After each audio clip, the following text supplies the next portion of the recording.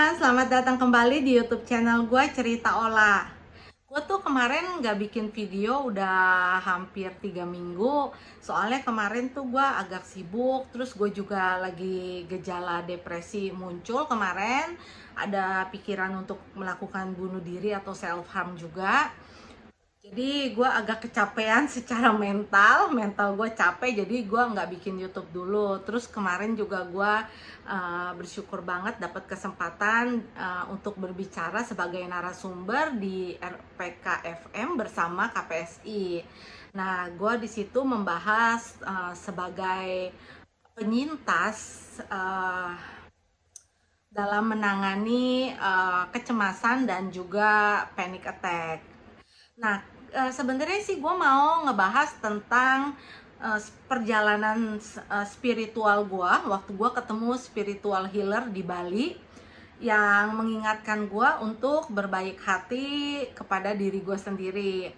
Nah, tapi kemarin ternyata banyak subscriber, ya banyak, padahal sih nggak banyak sih, tapi subscriber gue masih 160-an, tapi gue seneng juga sih karena ada beberapa yang akhirnya nanya-nanya ke gue, ke Instagram gue, dan mereka nanya tentang obat, terus tentang efek samping, tentang biaya dokter. Jadi gue seneng juga lah, walaupun subscriber gue masih 160 sekian, tapi ternyata video gue sangat bermanfaat untuk orang-orang yang memang membutuhkan. Jadi kali ini gue akan bahas tentang panic attack aja. Gue mungkin mulai dari awal, dari waktu pertama kali gue mengalami panic attack. Nah, seperti apa sih orang yang mengalami panic attack itu? Kalau kita lihat dari luar ya, jadi gue juga kadang-kadang sih ngelihat orang yang ngalamin panic attack misalnya ya, nggak sengaja tapi dia nggak kenapa-napa. Nah, gue sih kadang-kadang curiga dia kena panic attack gitu, karena gue juga pernah waktu di rumah sakit Siloam, waktu gue kena panic attack, gue sampai masuk OGD. Nah, di sana juga ada 2 pasien bule yang kena panic attack. Bukan gue yang diagnosa, tapi dokternya yang diagnosa. Kebetulan ranjangnya sebelah-sebelahan sama gue, dan itu didiagnosa dengan panic attack. Nah, gue kasih tahu reaksi fisik yang gue alami ketika gue mengalami panic attack. Nah, sebelum panic attack itu biasanya kita cemas-cemas dulu tuh. Awalnya cuma masih cemas gitu kan, karena baru ngerasa-rasa doang. Waktu gue pertama kali merasakan si panic bakalan dateng, gue baru cemas-cemas doang kan. Gue tuh langsung liatin tangan gue. Karena biasanya apa? Orang dengan panic attack itu takut banget pingsan, takut tiba-tiba dia pingsan lagi di mall atau di mana gitu kan, atau di rumah pun kadang-kadang kita takut kan, takutnya pingsan terus nggak ada yang nolongin gitu, nggak ada yang tahu. Nah, biasanya gue selalu lihat tangan gue, karena kan orang pingsan itu kan biasanya kan orangnya pucet-pucet gitu kan. Nah, terus gue liatin tangan gue pucet nggak ya, masih ada darah-darah merah-merah, maksudnya darah-darah merah-merah kayak gini kak gitu kan. Soalnya kan kalau orang pingsan kan tuh sampai putih semua kan. Nah, terus gue lihat-lihat gini, terus gue balik-balik tangan gue, terus gue juga pegangin muka gue, dingin enggak. Soalnya kadang-kadang kita megang-megang muka itu juga udah nggak berasa, jadi udah kayak mati rasa, tau nggak? Nah, terus udah gitu gue langsung lihat kaca, biasanya aduh pucet nggak ya gitu kan. Pas gue udah lihat-lihat ini kayaknya nggak pucet deh, gue pasti selalu nanya teman gue, pucet nggak sih muka gue, pucet nggak sih muka gue, beneran pucet nggak sih?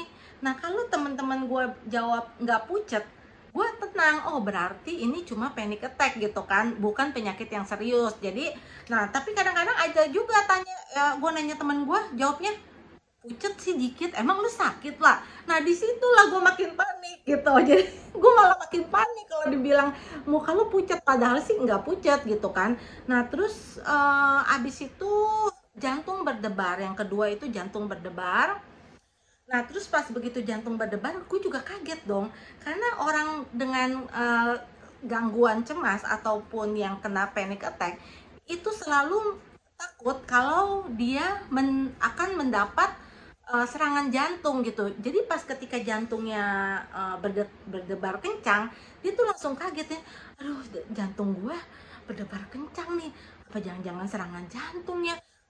keringet dingin lagi kan, keringet dingin ini sih gejala jantung kayaknya nih gitu kan. Jadi kadang-kadang banyak banget orang yang akhirnya menuju ke IGD karena mereka pikir akan terjadi serangan jantung, kan itu takut kan, jadi mereka langsung pergi ke IGD untuk memastikan, biasanya cek EKG lah atau segala macem gitu.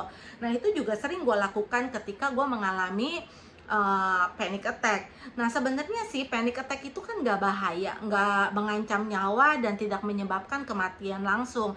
Tapi memang kalau kita sedang merasakan itu, sedang mengalami serangan itu akan berasa nyata banget di kita. Nah terus gue juga sering takut kalau oksigen di otak gue itu berkurang. Mungkin karena kita nafasnya cepat gitu, jadinya oksigen di otak juga mungkin lebih ke kompak kali ya. Jadinya kayak berasa aduh puyeng kelayangan gitu kan. Jadi kayak mau pingsan. Nah, terus apa yang terjadi jika memang udah puncaknya di panic attack kan?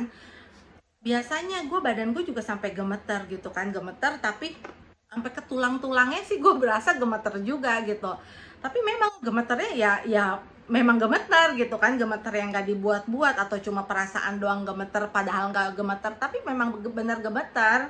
Terus juga kadang-kadang perasaan tercekek, malah gue pernah berasa ya dada gue tuh tiba-tiba terbakar. Nah itu pun waktu tiba-tiba terbakar itu bukan dalam keadaan stres atau gimana, gue lagi belanja sama anak gue, lagi lihat-lihat di mall, tiba-tiba dada gue panas gitu kan, dada gue panas, terus jantung gue berdebar, langsung akhirnya gue ke UGD juga waktu itu kan, karena gue takut, karena gue nggak pernah ngalamin sebelumnya dada gue terbakar, tapi hari itu gue merasakan dada gue terbakar. Nah saat itu sih gue pergi ke UGD.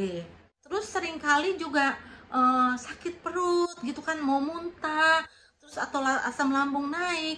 Nah biasanya kalau begitu gue langsung pergi ke toilet, cari toilet, karena toilet pun tempat yang tenang sebenarnya kan, karena kita jauh dulu dari orang, dan kadang-kadang sih gue sampai beneran pup beneran gitu kan, karena abis pup baru lega gitu. Padahal ya gue pernah juga ngalamin lagi episode begitu, lagi sering banget, dan gue tuh sampai bolak-balik toilet, tapi bukan karena diare, cuma setiap gue cemas gue harus pup gitu kan. Setiap gue ngalamin kecemasan, daripada gue kena panic attack, gue langsung lari ke toilet buat pup. Padahal gue nggak makan dikit aja, tapi selalu pup. Gue juga nggak tahu deh itu kenapa, tapi ya itu yang terjadi sama gue. Terus juga sering banget berasa kayak nggak nyata, antara mimpi apa bener gitu kan. Jadi kayak nggak nyata, terus kayak melayang badan kayak begitu kan, itu nggak enak banget kan. Makanya kadang-kadang gue takutnya gini, memang panic attack-nya sendiri sih tidak menyebabkan kematian langsung, tapi gejala-gejalanya itu kalau yang seperti kita kelayangan, terus sampai kita berasa kayak nggak nyata kan, jadi jalan juga berasanya kayaknya ngambang, ringan. Takutnya tuh kita nggak waspada sama barang-barang bawaan kita, takutnya jatuh atau hilang gitu kan. Terus yang gue takutin juga kalian tuh kalau misalnya paksain jalan gitu kan, takutnya jatuh. Terus perasaan juga pasti takut kayaknya bakalan gila, terus kayak takut bakalan kehilangan kontrol. Ya itu sih yang gue rasakan ketika mengalami kecemasan. Nah untuk mengatasinya sendiri, biasanya jika gue lagi ada di mall, gue tuh langsung cari toilet, karena buat tenangin gitu kan, karena di tempat rame. Jadi memang ada hubungannya juga antara mata dan suara juga kan, dan kuping. Nah itu jadi kalau kata dokter syaraf gue, kalau kita kena panic attack terus kita jalan-jalan di luar, kita kan mata kita ngelihat orang lewat kan, walaupun kita nggak mau ngelihat pasti mata kita bergerak-bergerak terus kan. Nah itu kadang-kadang bikin pusing gitu kan. Jadi gue selalu cari toilet untuk menenangkan diri dulu gitu kan. Dan gue juga nggak enak kalau di depan teman-teman gue tiba-tiba kena panic attack dan mereka masih ngomong, kuping juga kan jadinya sensitif banget kan, itu bisa memperparah. Jadi lebih baik gue cari toilet untuk sementara, begitu gue udah segar baru gue keluar. Atau kalau misalnya deket ke pintu luar dan di luar lebih hangat daripada di dalam, kadang-kadang kan suka berasa kedinginan gitu kalau misalnya lagi panic attack. Nah, gue buru-buru keluar. Nah, kita nikmatin aja suhu udara yang lebih hangat daripada di dalam gitu kadang-kadang. Makanya psikiater juga ngomong bahwa terapi dengan berjemur di bawah sinar matahari, matahari juga bisa membantu sebagai terapi untuk gangguan cemas dan juga gangguan depresi. Tapi kalau misalnya kalian berjemur di matahari, kalian jangan mainin handphone karena kalian akan fokus sama handphonenya. Justru yang diharapkan adalah kalian fokus terhadap sentuhan sinar matahari di kulit kalian. Jadi kalian akan merasa tenang, enak gitu. Jadi nikmatin aja sinar mataharinya. Jadi handphonenya tinggal dulu lah, cuma 5 menit 10 menit doang kan. Nah, terus gue juga pernah ada kejadian ketika gue lagi nemenin anak gue di time zone. Waktu itu gue tiba-tiba kena panic attack kan. Nah, yang gue rasain saat itu adalah badan gue lemes, tiba-tiba lemes kan. Gue berasa mau pingsan. Terus gue pikir apa? Ah, mungkin gue kurang gula kali. Karena orang dengan panic attack itu paling cepet mikir penyakit soalnya kan. Langsung disambung-sambungin lah begini begitu gitu kan.